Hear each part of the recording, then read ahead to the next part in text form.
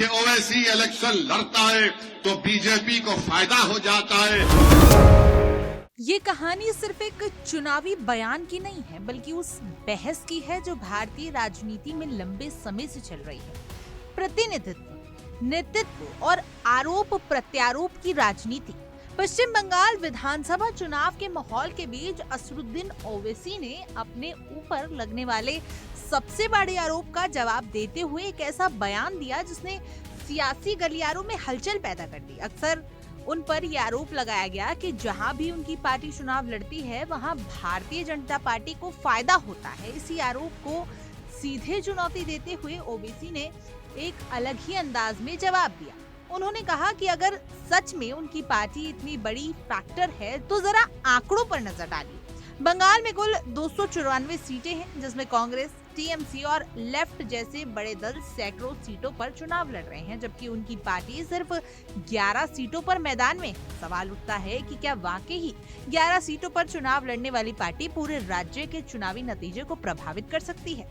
सूरत में एक रैली के दौरान ओवैसी ने इस मुद्दे को और आक्रामक तरीके से उठाया। उन्होंने कहा कि असली समस्या उनकी पार्टी नहीं बल्कि उनकी पहचान है। टोपी, दाढ़ी और बेबाक अंदाज उनकी ये संकेत देने की कोशिश है कि विरोध सिर्फ राजनीति नहीं बल्कि सामाजिक और मानसिकता से जुड़ा हुआ है। उनके शब्दों में दर्द इस बात का है कि ये कौन है जो खुलकर बोलता है, जो अपनी बात रखने से डरता नहीं। इस बयान के जरिए उन्होंने खुद को एक ऐसे नेता के रूप में पेश किया जो न केवल अपने समर्थकों की आवाज उठाता है बल्कि स्थापित राजनीति ढांचे को चुनौती भी देता है। इसके साथ ही उन्होंने कांग्रेस, टीएमसी और लेफ्ट जैसे गैर बीजेपी दलों को खुला चैलेंज दे दिया। उनका कहना था कि अगर इन पार्टियों में वास्तव में दम है तो वो बीजेपी को हराकर दिखाएं, बजाय इसके कि अपनी हार का ठीकरा किसी और के सिरे फोड़ दें।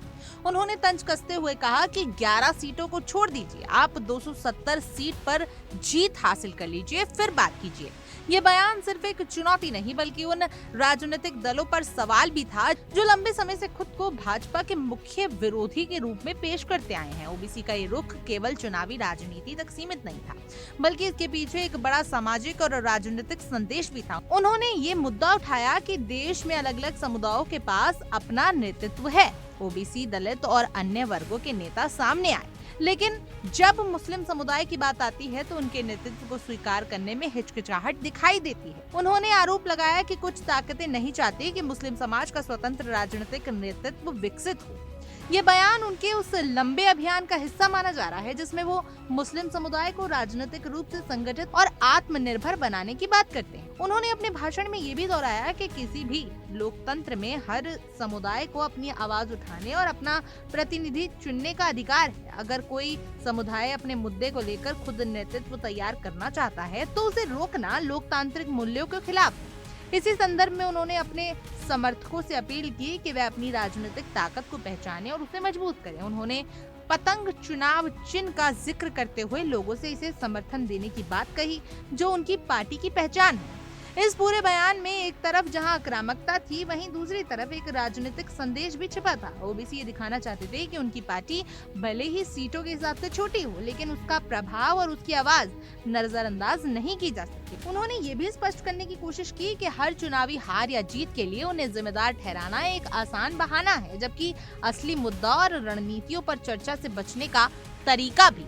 अंत में ये सवाल खुला रह जाता है कि क्या ओबीसी की राजनीति वास्तव में वोटों के समीकरण बदलती है या फिर ये सिर्फ एक धारणा है जिसे बार बार दोहराया जाता है। लेकिन इतना जरूर है कि उनके इस बयान ने एक बार फिर भारतीय राजनीति में प्रतिनिधित्व, पहचान और नेतृत्व की बहस को केंद्र में ला दिया है। लोग मुझ पर इल्जाम लगाते हैं कि ओवैसी इलेक्शन लड़ता है तो बीजेपी को फायदा हो जाता है।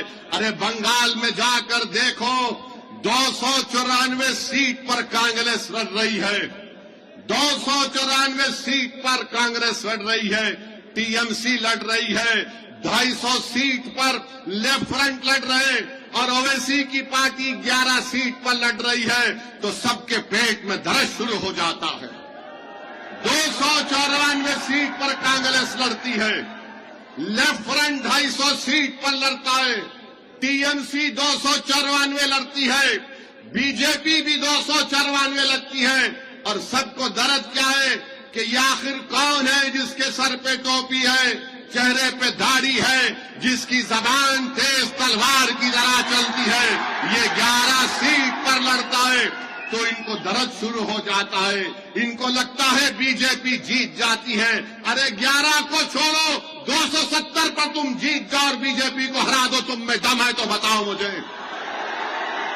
तुम कब तक इस समाज को रोकोगे कि इसकी लीडरशिप ना बने?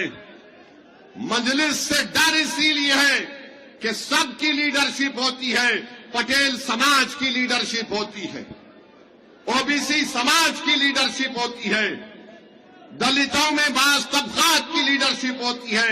भारत में अगर किसी की लीडरशिप नहीं हो सकती तो जालिम लोग कहते हैं कि मुसलमान की लीडरशिप नहीं हो सकती है। बहरहाल आपकी इस खबर पर क्या कुछ राय है, आप हमें कमेंट करें और जरूर बताएं। तमाम देश और दुनिया की खबरों के लिए आप देखते रहिए इंडिया डेली। देखिए इंडिया डेली 24/7 अब आपकी स्मार्ट टीवी पर। इंडिया डेली मौजूद है सभी डिजिटल प्लेटफॉर्म पर लाइव और लगातार। इंडिया डेली 24/7 हर दिन राष्ट्र को समर्पित।